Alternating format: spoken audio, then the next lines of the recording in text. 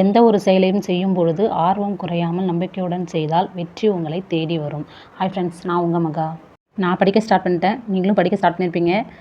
ஒரு நியூ ஸ்டூடெண்ட்டாக தான் ஸ்டார்ட் பண்ணியிருக்கேன். ஏன்னா இது வரைக்கும் நிறைய பேருடைய வீடியோ பார்த்து இப்படி படிக்கலாமா அப்படி படிக்கலாமான்னு சொல்லிட்டு இப்படியே போச்சு. இப்போ வந்துட்டு புதுசாக சார் சொல்லியிருக்க அந்த டாபிக் மட்டும் எடுத்து இதை மட்டும் படித்தா போதும் ஸ்டார்ட் பண்ணியிருக்கேன். ப்ளஸ் விவிடிஎன்பிசியோடைய அந்த ஜிஎஸ்ஸுமே நான் டெஸ்ட் போட்டு பார்த்துட்டு தான் இருக்கேன். அந்த டெஸ்ட்டை பற்றி நான் இன்னொரு வீடியோவில் போடுறேன். இது வந்துட்டு டுடே வைவா நடக்க போகுது இல்லையா? ஸோ அந்த கிளாஸ் ஃபஸ்ட்டு வந்துட்டு மேக்ஸில் சுருக்குக அது வந்து ஒரு 2 டாபிக் சார் எடுத்திருக்காரு. ஒன்லி லைவ் கிளாஸ் மட்டும்தான். அப்போ லைவ் முடிஞ்சிச்சு எங்களால் அந்த கிளாஸ் பார்க்க முடியாதுன்னா கண்டிப்பாக அது வந்து அந்த வீடியோவில் தான் இருக்கும். ஸோ நீங்கள் எப்போ தேவையோ அப்போ போய்ட்டு யூஸ் பண்ணிக்கலாம். அதுக்கப்புறம் இந்தியன் பாலிட்டி, இந்திய அரசியலமைப்பு, இதுதான் வந்துட்டு 10th ஃபஸ்ட் லெசன் சார் கொடுத்துருக்குறது. அதுவுமே நான் ஆல்ரெடி படிச்சிருக்கேன். இருந்தாலும் சார் நடத்தும்போது அந்த கிளாஸ் ரொம்ப சுவாரஸ்யமாகவும் இன்ட்ரெஸ்ட்டாகவும் போயிட்டுருக்கு. முக்கியமான பாயிண்ட் மட்டுமே எனக்கு ஏதோ ரிவிஷன் பண்ண மாதிரி ஒரு ரீகால் பண்ண மாதிரி இருந்தது. நீங்கள் நியூ ஸ்டூடெண்ட்டாக இருந்தாலும் ஓல்டு ஸ்டூடெண்ட்டாக இருந்தாலும் நான் நல்ல ஒரு ரிவிஷன் தேவை இல்லை பேசிக்லேருந்து நான் படிக்கணும்னு நினச்சிங்கன்னா கண்டிப்பாக அந்த சேனலை நம்பி ஃபாலோ பண்ணுங்கள். இன்னொரு விஷயம் என்ன தெரியுமா?